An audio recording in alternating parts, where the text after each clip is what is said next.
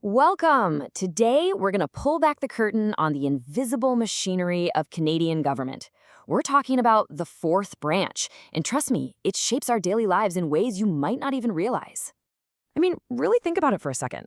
When you get a driver's license, or follow workplace safety rules, or even zone your property, who is actually setting those really specific terms? Yeah, it's probably not Parliament or your provincial legislature hammering out all those nitty-gritty details. The real work is often being done by this huge network of boards, commissions, and tribunals. And here's why. I mean, the scope of modern government is just massive. Can you imagine Parliament trying to write these specific regulations for every single industry, from fisheries to broadcasting to tech? It would be totally unmanageable. So they have to delegate. But you might be wondering, how is that even legal? Don't we elect politicians to make our laws? Well, the answer lies in a really crucial shift in Canada's constitutional history. So, for a long time, this old legal principle was a huge roadblock. It's a Latin saying that basically means a person or a group that's been given power can't just turn around and pass that power along to someone else. And see, that was the problem. The thinking was, since Canada's legislatures got their power from Britain, they were just delegates themselves. And according to that rule, they couldn't then delegate that power to anyone else. It was a real catch-22.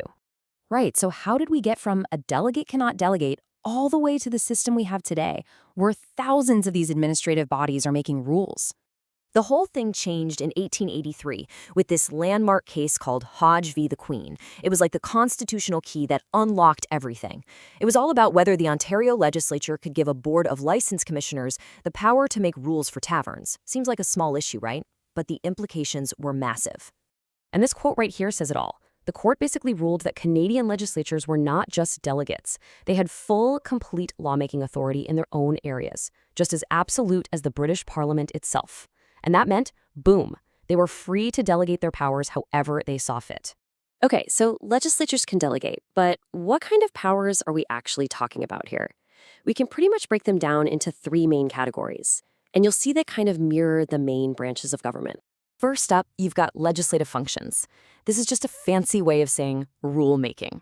You know, think of your local city council passing bylaws about parking or when to put the garbage out, or a tribunal setting its own rules for how to appear before it.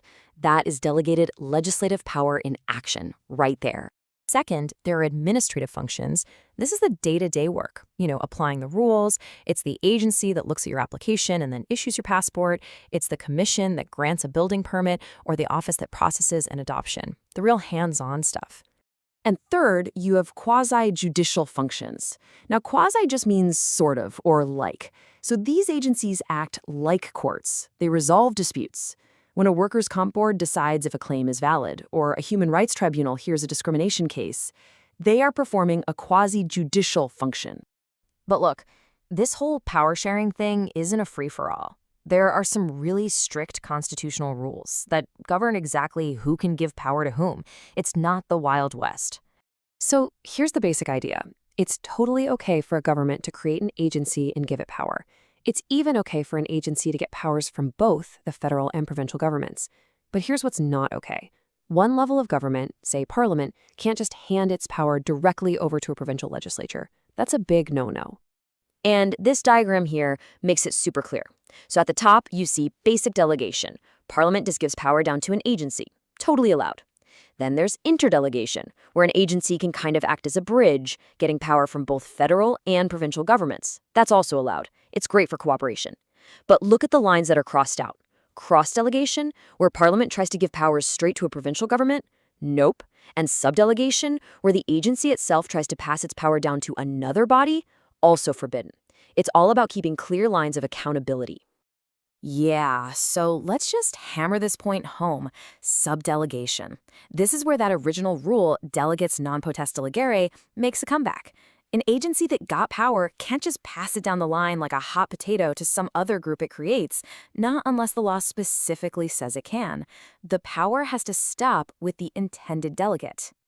Okay, so after all this legal theory, why should you actually care? Well, because this fourth branch of government, this invisible government, has a massive and direct impact on your life every single day. So let's just do a quick recap of the big takeaways. 1. Modern life is complicated, so legislatures have to delegate power. 2. That landmark case, Hogg for the Queen, gave them the constitutional green light. 3. These agencies do it all. They make rules, they apply rules, and they settle disputes. And 4. There are strict rules about how this power can be shared. And we're not talking about some obscure, dusty government departments here. We're talking about the bodies that run our hospitals and our universities, the professional associations that license doctors and lawyers, the commissions that regulate our entire financial markets. I mean, their reach is absolutely enormous. You see, this whole system is a balance, right? It's a trade-off between efficiency and accountability. So the final question to leave you with is this. How much of our lawmaking power are we really comfortable handing over to unelected officials? It's one of the fundamental tensions in modern democracy. Something to think about. Thanks for tuning in.